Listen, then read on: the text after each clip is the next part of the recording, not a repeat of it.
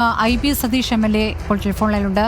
ശ്രീ സതീഷ്, ഇപ്പോൾ ഈ മലയൻകീഴ് 18 ദിവസം 19 ദിവസമൊക്കെ വെള്ളം കിട്ടാതെ ആളുകൾ ബുദ്ധിമുട്ടുകയാണ്. എന്താണ് സംഭവിക്കുന്നത്?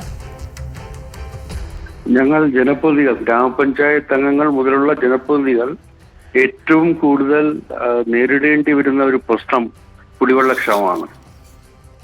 ഇത് പരിഹരിക്കാൻ വേണ്ടി പല തരത്തിലുള്ള ശ്രമങ്ങളാണ് ഞങ്ങൾ നടത്തുന്നത്, ഒറ്റയ്ക്കും കൂട്ടായും ഒക്കെ.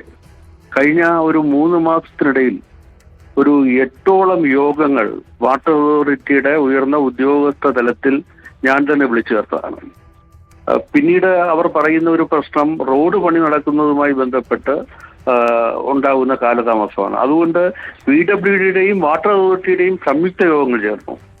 ആ യോഗങ്ങളിൽ വാട്ടർ അതോറിറ്റി അധികൃതർ പറയുന്ന സമയത്ത് അതനുസരിച്ചുള്ള തീരുമാനങ്ങൾ ഉണ്ടാകുന്നില്ല.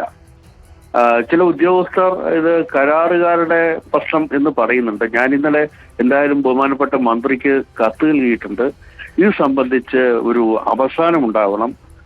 എന്തുകൊണ്ടാണ് ഇത് സംഭവിക്കുന്നത്? ഉദ്യോഗസ്ഥരുടെ ഭാഗത്തു നിന്നുള്ള വീഴ്ചയാണോ, അതോ മറ്റെന്തെങ്കിലും തരത്തിൽ ഇത് ഗവൺമെന്റിനെ ജനങ്ങൾക്കെതിരാക്കുന്നതിന് വേണ്ടിയിട്ടുള്ള എന്തെങ്കിലും ശ്രമം ഏതെങ്കിലും ഉദ്യോഗസ്ഥരുടെയോ കരാറുകാരുടെയോ ഭാഗത്തു നിന്ന് ഉണ്ടാവുന്നുണ്ടോ?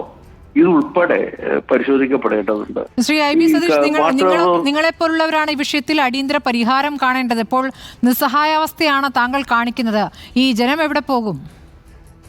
നിസ്സഹായാവസ്ഥയല്ല, ഞങ്ങൾ ഉദ്യോഗസ്ഥ തലത്തിൽ നിരന്തരമായ തുടർച്ചയായ ഇടപെടലുകൾ നടത്തിക്കൊണ്ടിരിക്കുകയാണ്. കേരള വാട്ടർ അതോറിറ്റിയാണ് അതിലെ ഉദ്യോഗസ്ഥരാണ് ഇക്കാര്യത്തിൽ ഇടപെടേണ്ടത്. വാട്ടർ അതോറിറ്റിയെ കൊണ്ട് ഈ പ്രശ്നത്തിൽ ഇടപെടിക്കാനുള്ള എല്ലാ ശ്രമങ്ങളും ഞങ്ങൾ കൂട്ടായി നടത്തിയിട്ടുണ്ട്, ജനപ്രതിനിധികളാകെ നടത്തിയിട്ടുണ്ട്.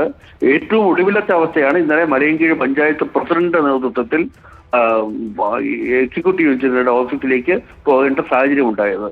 ഇത് അതുകൊണ്ട് അവസാനിപ്പിക്കാൻ പോകുന്നില്ല. ഇത് സംബന്ധിച്ച വിശദമായ അന്വേഷണം നടത്തണം. ജൽജീവൻ മിഷൻ എല്ലാവർക്കും കുടിവെള്ളം എത്തിക്കുക എന്ന ഉദ്ദേശത്തോടു കൂടി 100% കുടിവെള്ളം എല്ലാ വീടുകളിലും എത്തുക, 100% വീടുകളിലും കുടിവെള്ളം എത്തുക എന്ന ലക്ഷ്യത്തോടു കൂടിയാണ് നമ്മൾ മുന്നോട്ട് പോകുന്നത്. പക്ഷേ അതിന്റെ പേരിൽ ഇപ്പോ വെള്ളം കിട്ടാത്ത അവസ്ഥ ഉണ്ടാകുന്നത് അംഗീകരിക്കാനാവില്ല. ഇത് സംബന്ധിച്ച വിശദമായ അന്വേഷണം നടത്തണം. ഞാൻ മനസ്സിലാക്കുന്നത് മന്ത്രി തന്നെ ഇക്കാര്യത്തിൽ അടിയന്തര നടപടികൾക്ക് മുൻകൈ എടുത്തിട്ടുണ്ട് എന്നാണ് ഞാൻ മനസ്സിലാക്കുന്നത്.